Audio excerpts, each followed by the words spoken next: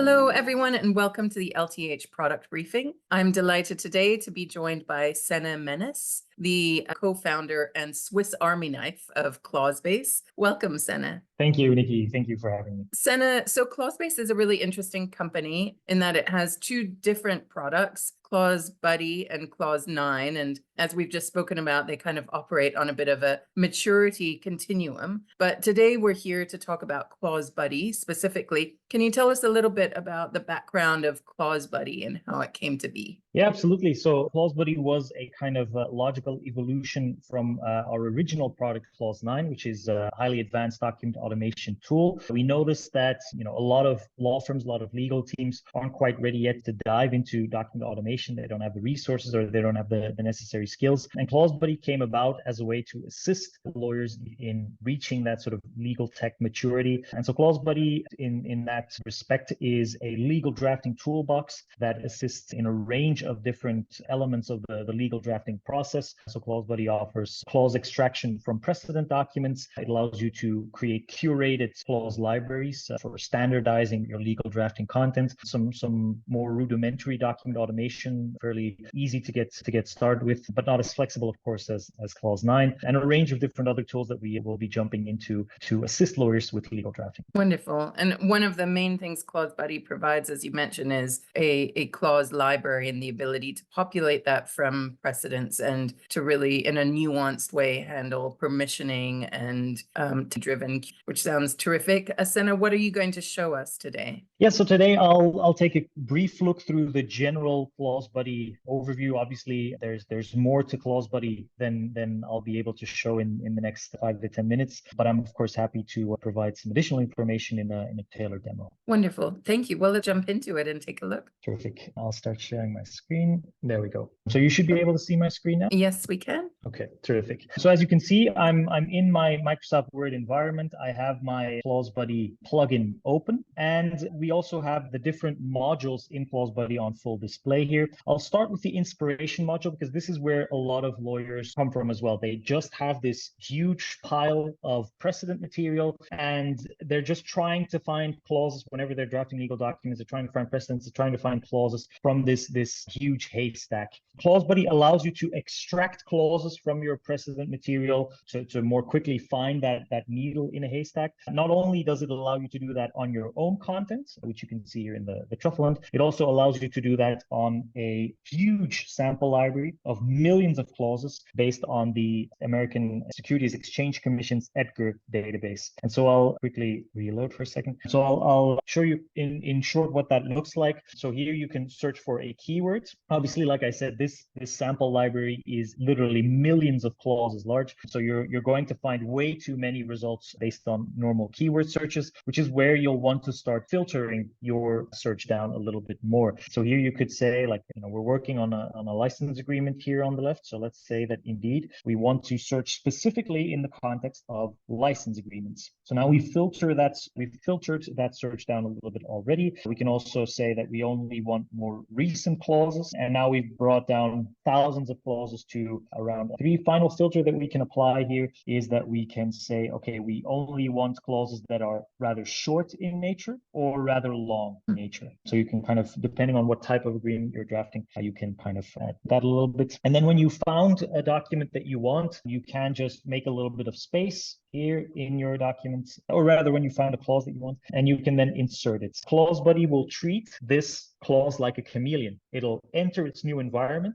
and it'll automatically adapt to the styling of its new environment. So it'll adopt the right numbering, the right paragraph spacing, the right style for these headings and things like that. Everything that's part of the house style is basically copied onto the clause as it enters its new environment. Usually though, you'll see that this is not really the exact type of clause that you need. So you can always ask the AI to redraft the clause a little bit to make it a little bit more in line with what you're looking for. But yeah, that's another little bit of fine tuning there. This is the samples hunt, but the truffle hunt works in exactly the same way. So it's the same technology. The only difference is that you can also manage an inventory of your own precedent documents, so that you're not just searching on publicly available documents, but you can on a number of different topics topics, collect precedent material, upload precedent material, or even import precedent material from tools like iManage, for example, to collect your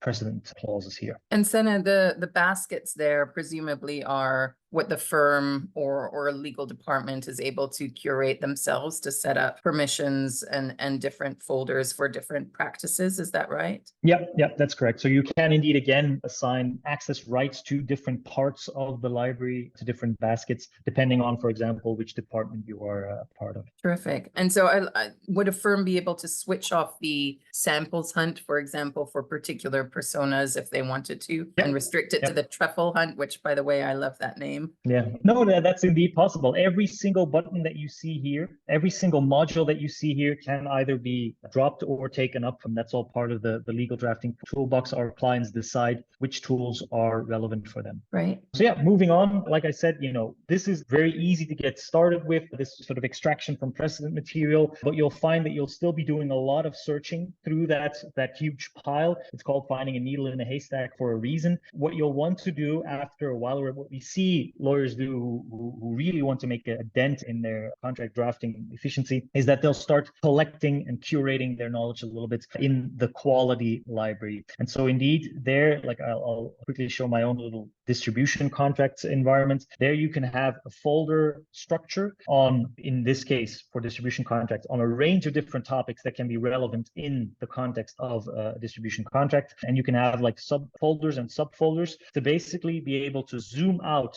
on all available material in the library and then zoom back in on exactly that information that you need. So here, if I know that I need a boilerplate clause, I can zoom in and see, okay, what sort of boilerplate clauses do we have? And then if I need a dispute resolution clause, I can zoom in even further and say, okay, I need an applicable law clause. The good thing about this curated library is that you can then also augment it with a lot of additional information that may not be relevant, may not be immediately apparent to to people who weren't involved in the original drafting of the clause. You can add these kinds of comments. You can also add these tags, which then double up as a search filter. So I could say, I'm looking for an applicable law clause, but it needs to be very much in favor of the distributor. And then I can fine-tune my search even further that way. And then adding a clause to the document is, again, a matter of inserting it directly or fine-tuning it a little bit first with the drafting. And is there a link back to the original document from which a clause came? Not in the quality library, but in the truffle hunt, there is indeed a link to the original document. Okay, so that covers the clause elements. I'll quickly go through some of the artificial intelligence modules that we have here. So first of all, there's doc answer, which allows you to surface relevant information from a document if you don't want to go reading through it yourself. Like you could ask, what are the obligations of the parties in case of termination? And then the AI will start reading through the document to find that information for you. Where possible, it will also reference its source so that you can check for yourself whether that's relevant or not. You can also upload additional documents to involve in this query that you're basically asking. You can also see, and there we go, we have our answer. We can also zoom in on where it got the answer from. For these shorter type documents, this is usually something that we see that lawyers are capable of doing faster just by themselves. But for longer documents, this definitely becomes very useful very quickly. And Senna, I believe you said you use GPT Turbo as that's correct. Great, thank you. And then we have, I'll just quickly browse through some of the more interesting modules here. Then we have the draft text module, which allows you to, just as the name suggests, draft a clause based on a short prompt. No need to dive too deeply in that. You can also redraft text, so you can select text in your document, basically like the wrench icon that we just looked at. You can select text and then ask the AI to redraft the selected text in a specific way. In the same way, you can ask for summaries and for explanations. That's great. So that's in a nutshell what some of the AI modules allow you to do. That brings us to document analysis,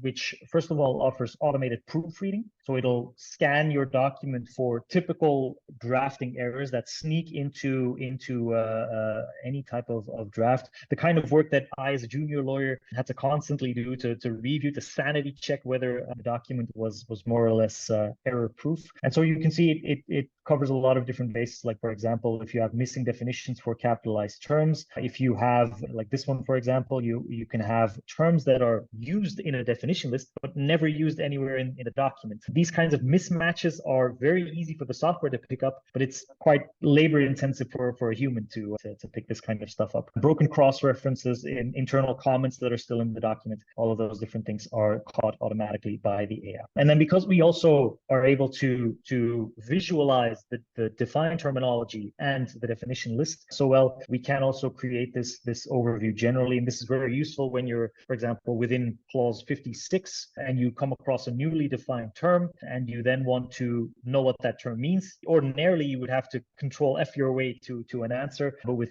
this overview, you can very quickly see whether or not what the definition for your term is, whether or not it's already being defined in the document somewhere. It's very useful. The capitalized terms and where exactly they're all being used. And then perhaps one of the functionalities that we're most excited about, one of the more recent additions, is the AI reviewing. As it says on the tin, this allows you to review a document based on your own requirements. So here, for example, I've got a license contract. So let's run it through my own rule set for license contracts. We tried in the past to have the AI do the full review without any further setup, without any further prompting. But what we found was that it just doesn't yield good enough results. You need to explain to the AI what it should be looking for. Every organization has their little pet peeves in their typical documents, and especially in in-house legal teams, you probably have like a contract playbook that you want the AI to follow, and you can just explain that to the AI, and it'll run these rules for you. And you can see here,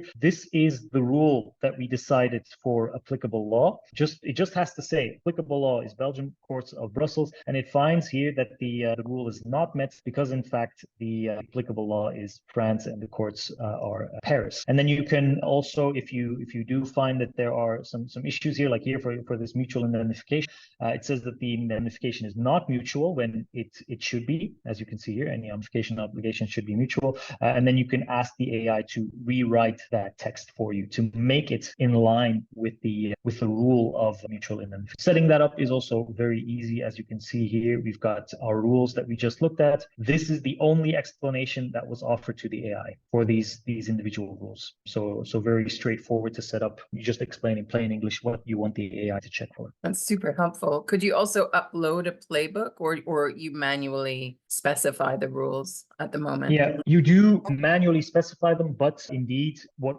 most of our clients, especially in-house legal teams, are doing on that front is they're basically recreating their playbook inside of this reviewing module. Right.